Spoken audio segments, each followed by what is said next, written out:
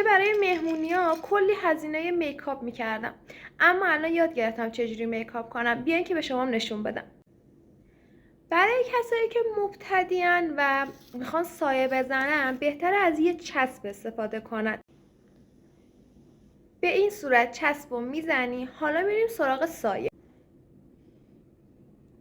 حالت دورانی به سمت درون چشم فید میکنیم که هیچ خطی ازش باقی نمونه.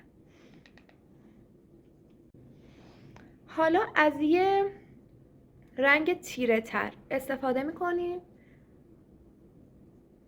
آروم آروم به سمت درون فید میکنیم.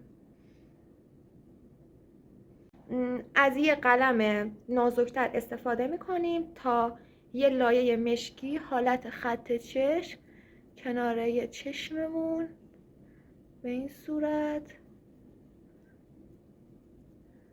ایجاد کنیم که با ضربه های دورانی اینو فید میکنیم.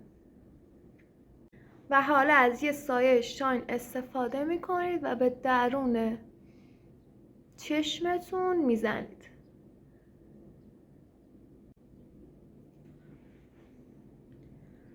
حالا این چسبا رو میکنید، یه سایه خوشگل به شما میده.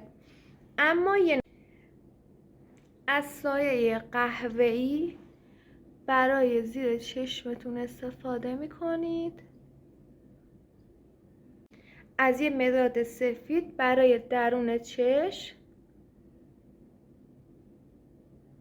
اینجوری چشمای شما رو درشتر نشون میده.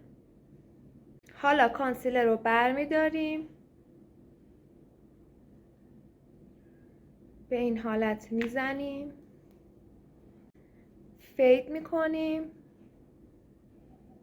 به سمت شقیقمون رژگونه میزنیم تا صورتمون کشیده تر نشون داده بشه.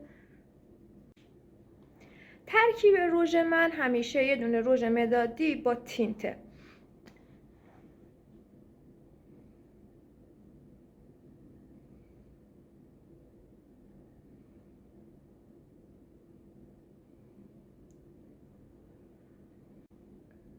تینتم میزنیم.